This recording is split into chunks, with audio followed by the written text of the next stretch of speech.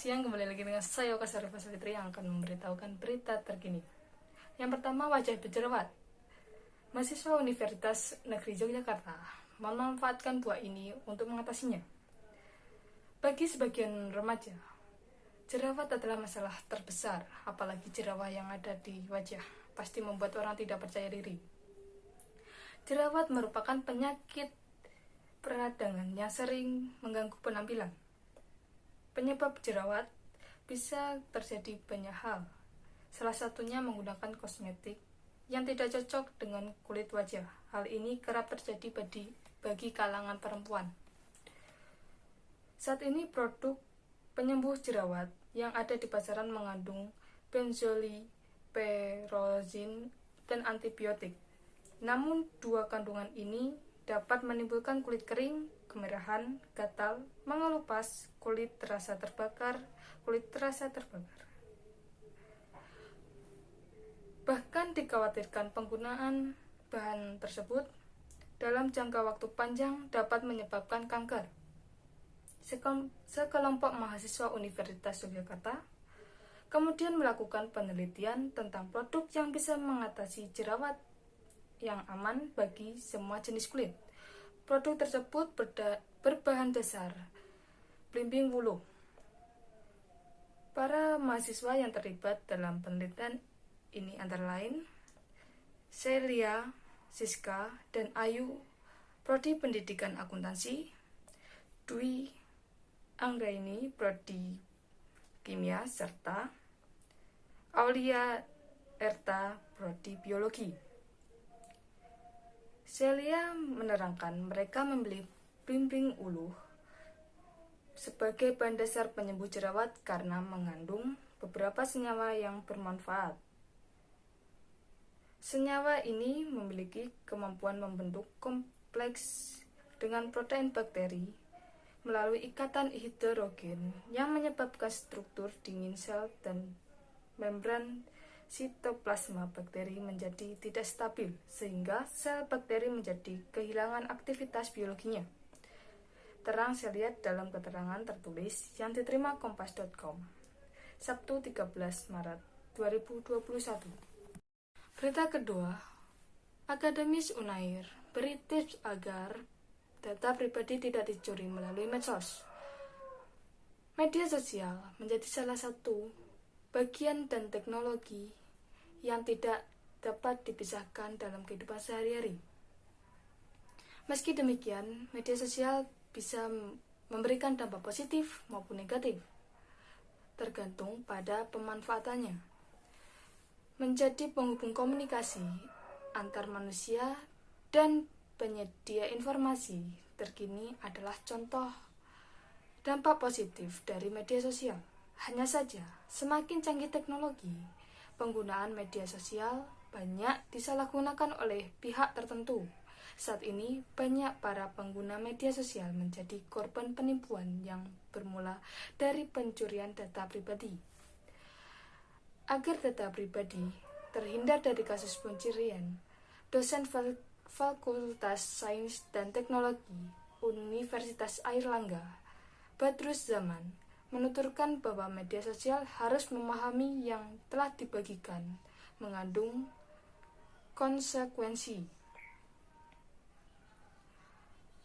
Akuisisi data tersebut, sambungnya, sebenarnya dapat dicegah dengan memanfaatkan fitur yang sudah ada, yakni double cross-check.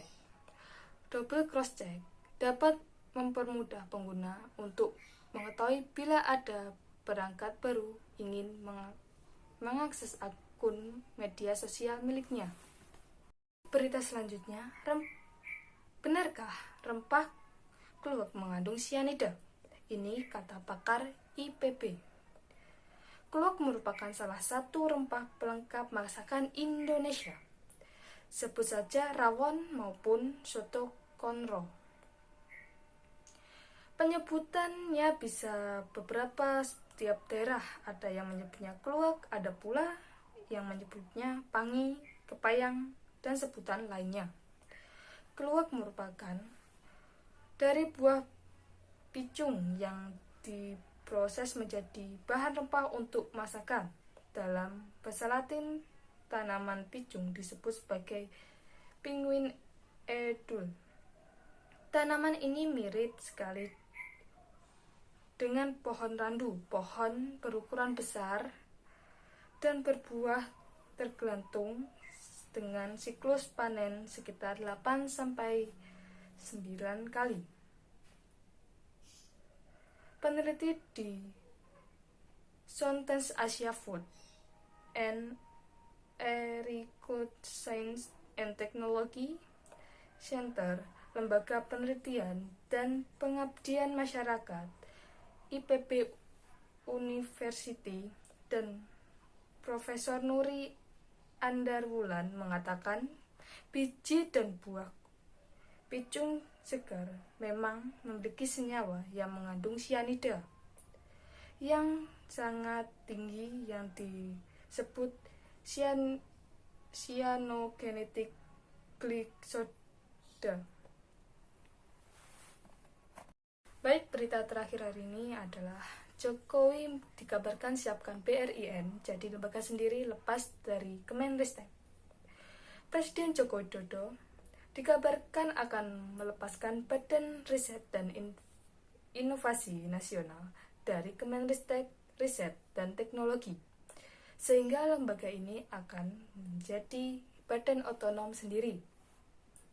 Dua sumber Tempo yang mengetahui rencana ini mengatakan rencana ini akan membuat Kemenristek terhapus dari struktur kabinet. Kemudian Kemenristek akan dilebur di dalam Direktorat Jenderal Pendidikan Tinggi Kementerian Pendidikan dan Kebudayaan. Presiden dikabarkan telah mengirim surat untuk meminta pertimbangan DPR pada 30 Maret lalu. Sumber itu mengatakan BRIN bakal menjadi badan super yang membawakan 12 kedeputian.